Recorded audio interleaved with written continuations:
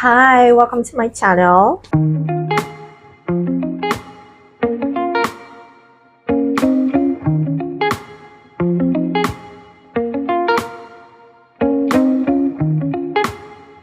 My name is Precious Red. Welcome to Entertainment and Lifestyle with Red.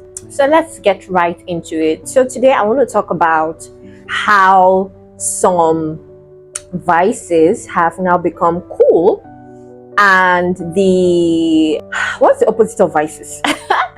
And the non-vices have become uncool. It's sad and it's a frustrating situation, and it just shows the amount of chaos that has entered into our society, into our culture. I know change is a constant thing, but when the bad is now becoming cool, or negativity is now thriving, and goodness, positivity is now being looked down on and seen as weak, I believe that that's not a good situation, and we should start talking about these things. There's a saying that says bad things happen when good people are silent. I don't know if I said it right, but that's basically the gist. Emotional unavailability. People are trying to be more mysterious. Everyone is trying to be guarded. Not everyone. Most people are trying to be nonchalant or people are trying to be nonchalant, to give them a sense of mystery. To me, I think it's manipulation, honestly, because everyone seems to be playing a game. A man is trying to be mysterious. He doesn't want to be he doesn't want to yearn. He doesn't want to be challenged. He doesn't want to, because number one, maybe his upbringing, especially in the African society and some other cultures, many men or many boys are being brought up to hide their emotions. As a man, you must, should learn how to control your emotions. You must hide it.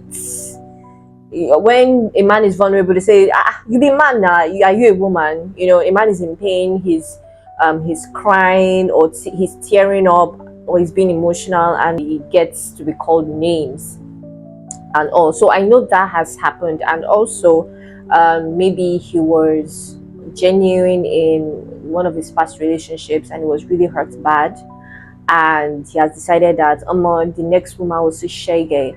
I'm not going to give her my heart. I'm not going to be 100%. I'm just going to be like 82%. And the guy wants so much love. He wants to be loved.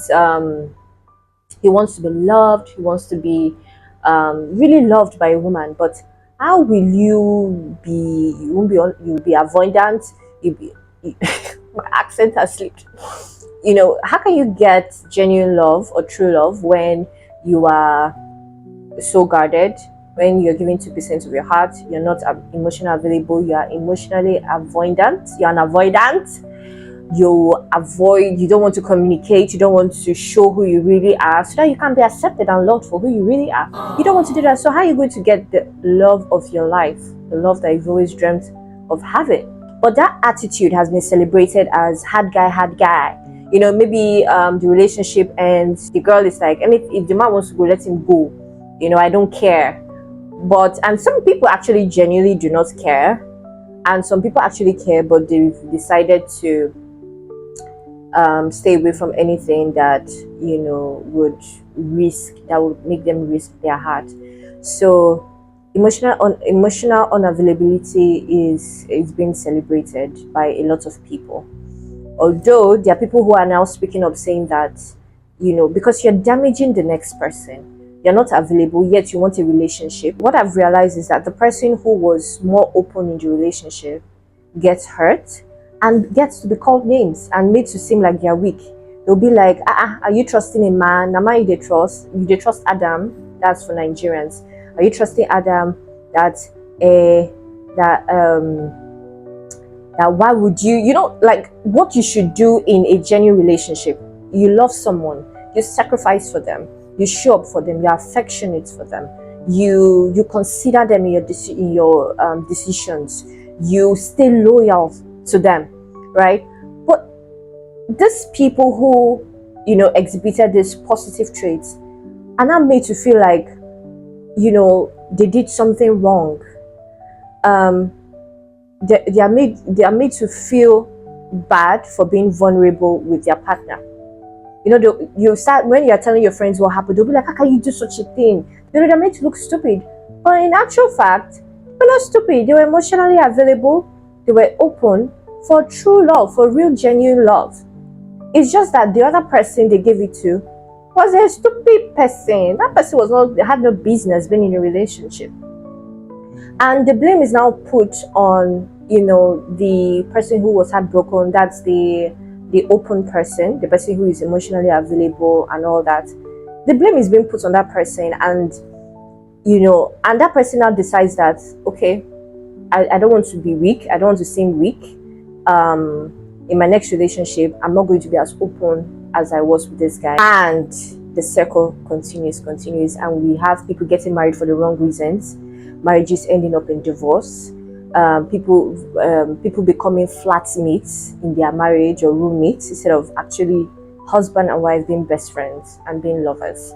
And it's so sad. Then another thing that is being celebrated now is being tough. Not tough there's a good side of being tough. You don't take nonsense, but there are people who they see kindness as weakness, and those people want to take advantage of it. And those people also they start to get jealous, because kindness is a good thing. It just makes you happy. You are happy, you are giving. And people who don't have that kind of attributes, or that kind of is it a gift? I don't think it's a gift. I think it's a decision. Being kind is a decision, right? I think being kind is a decision. It's not like you were born to be kind. But these kind people, many times people now turn their kindness against them. Sometimes they even make them seem like they are too good to be true. This world has become so cruel that people are not as kind as they should be.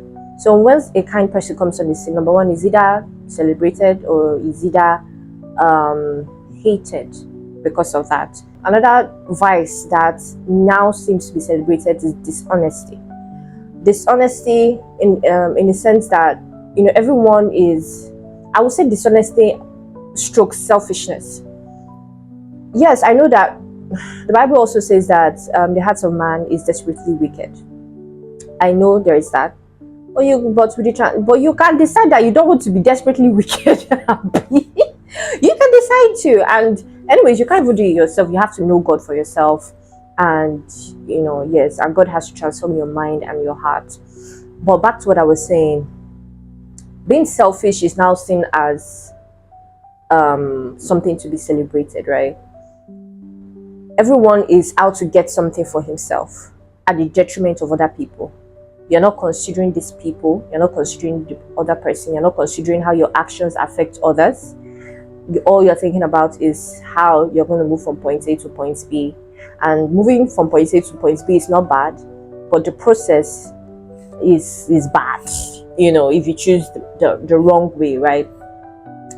So for instance, if you received an order, right?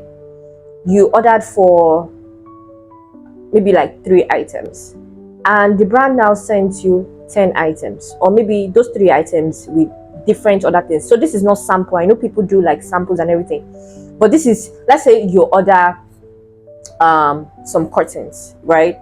Then plus the curtains, they now send you TV. They now send you a television with your curtain.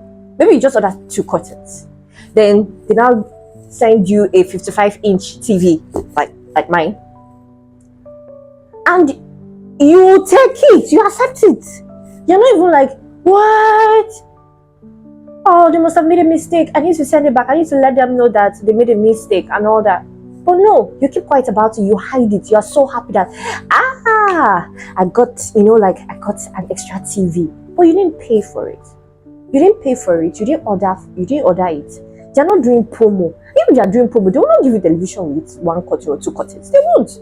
But you decide to hide it. Why? Because selfishness and dishonesty. So on the flip side, another person receives these things, and the person immediately sends a message to the brand like, guys, you sent me this and this. I just wanted to know, is this part of, are you guys doing something, or is this a mistake?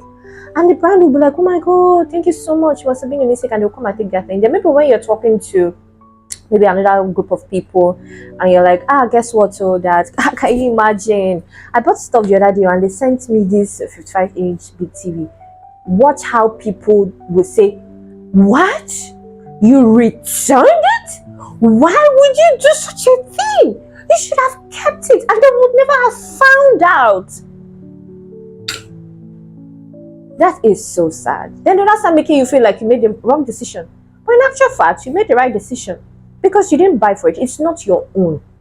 It is stealing. That is stealing. That is it. That is stealing. That is corruption. That is bad behavior. If you didn't pay for something and someone gave it to you, at least ask for clarity.